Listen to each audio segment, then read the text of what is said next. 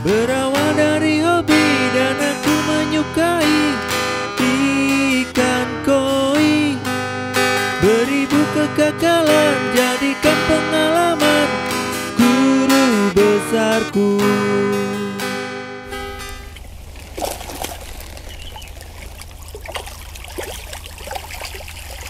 Apa kabar koi lover? Jangan lupa bahagia. Ini ikannya barusan panen, masih diusung-usung sama teman-teman. Tadi sudah diseleksi dan panennya dari kolam lumpur. Kolam lumpur itu seperti ini ya, kolam lumpur.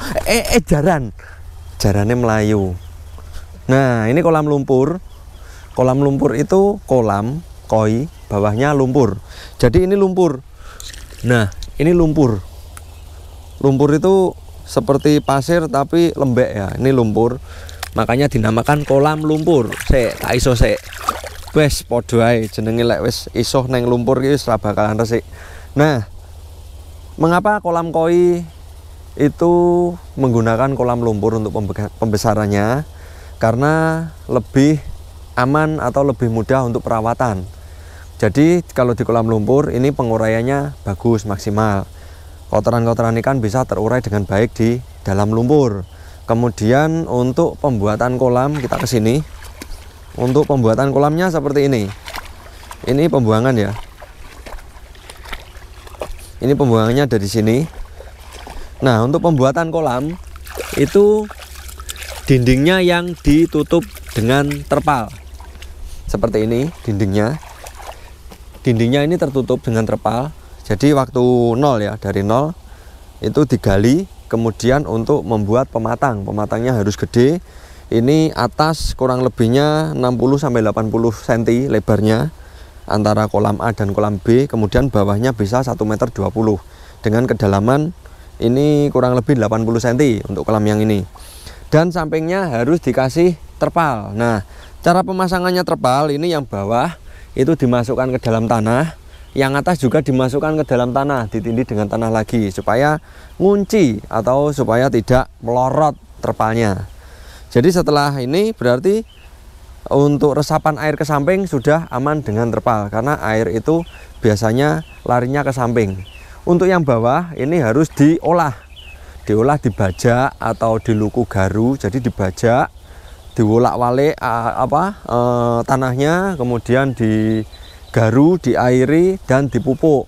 Ada yang menggunakan pupuk untuk tanaman, ada yang menggunakan pupuk kandang. Jadi ada yang pabrik, ada yang kandang juga. Itu fungsinya untuk mengolah tanah supaya tanahnya itu ada kehidupan di dalam tanah. Kalau ada pupuk berarti ada kehidupan di dalam tanah. Kemudian mikroorganisme juga ada di dalam tanah. Itu nanti yang berfungsi sebagai pengurai kotoran dan juga plankton-plankton yang ada di dalam air itu bisa menjadi makanan untuk ikan koi. Nah, jadi setelah diolah, dikasih pupuk, dicampur, kemudian diisi air setelah 3 hari biasanya. Jadi sudah ada proses ya. Di dalam tanah sudah ada proses pembentukan mikroorganisme yang nanti fungsinya mengurai dan juga plankton-plankton sudah muncul. Kita masukkan ikan, biasanya benih yang usia 10 hari itu sudah bisa masuk ke sini dan nanti dia makanannya plankton. Untuk luasan itu bisa, kalau ini kurang lebihnya 20 kali 50 meter per petak. Bisa 20 kali 50 atau 40 kali 50 itu gede. Dan untuk ikan yang di sini ini kisaran 200 ekor untuk ukuran panen sekarang 25-30 cm. Jadi kenapa teman-teman itu tanya ikan di kolam filter kalau listrik mati ikannya mati. Kalau kolam di kolam lumpur, kalau ikan di kolam lumpur tanpa listrik kenapa bisa hidup? Nah, perbedaannya kalau di kolam filter kita cuma kapasitas rendah atau mungkin hanya 10 ton.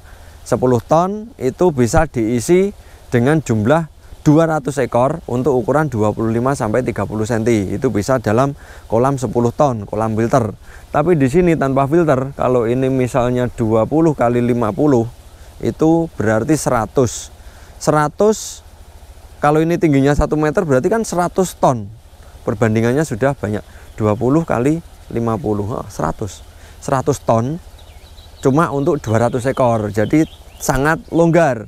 Jadi kebutuhan oksigen untuk penguraian amonia dan untuk ruang gerak itu masih aman untuk ikan koi tanpa aerasi dan tanpa pompa. Jadi kenapa ikan kalau di kolam lumpur itu aman? Itu tadi ya, karena ikannya sangat longgar dan kolamnya dalam, kemudian ada penguraian di sini. Jadi tanah ini mengandung mikroorganisme yang sifatnya mengurai, dan juga ada plankton yang berfungsi sebagai makanan ikan. Selain itu di sini ada udang juga yang berfungsi untuk membantu makanan untuk ikan juga. Jadi asupan gizi atau nutrisi itu bisa dicukupi oleh habitat yang ada di sini seperti udang. Selain makanan dari pabrik, ada udang di sini. Tadi udangnya dapat 1 ember di sini. Nah, jadi ini nanti setelah dipanen ini diolah lagi, biasanya disebar kapur sama pupuk lagi. Setelah itu diisi air dan ikannya masuk lagi. Jadi ini kenapa saya turun ke sini? Ini adalah mungkin saya mengedukasi ya. Mengapa kolam filter kalau kolamnya mati, kalau listriknya mati, ikannya mati. Tapi di kolam lumpur tanpa listrik ikannya bisa hidup. Nah, alasannya di sini. Nah, di sini teman-teman kita sudah mulai usung-usung ikannya, itu ada di sana. Cara angkutnya menggunakan alat dorong dengan tenaga manusia dan bahan bakarnya sego. Jadi sudah jalan ke sana. Hati-hati loh ya, Ngger. Hati-hati loh. Di sawang loh dalane. Ojo nulah-nuleh. Engko lek enek cewek liwat jarno ae. Nang ngarep kono nek rondo-rondo aja di sawang loh ya. Nah, ini sudah jalan. Tadi kita sudah dapat 5 kantong. Ini nanti kemungkinan ada 12 kantong. Jadi kurang 6 lagi. Nah, kita tanya ke petaninya sekarang, Cil, medune ya. Miku mek sitok. Medune gimana? Setelah dipanen, ini yang punya. Ini setelah dipanen nanti prosesnya mau diapakan lagi sebelum dimasukkan? Diolah lagi, Ngolahnya. Ya pakai kapur sama pupuk. Pupuknya apa aja? Pupuknya NPK. NPK. Terus kapurnya, kalau ini tadi kan saya cuma ngira-ngira lebar 20, panjang 50. Piro iki lebarnya? Lebarnya sana 25. Sininya 12. Oh, kleru.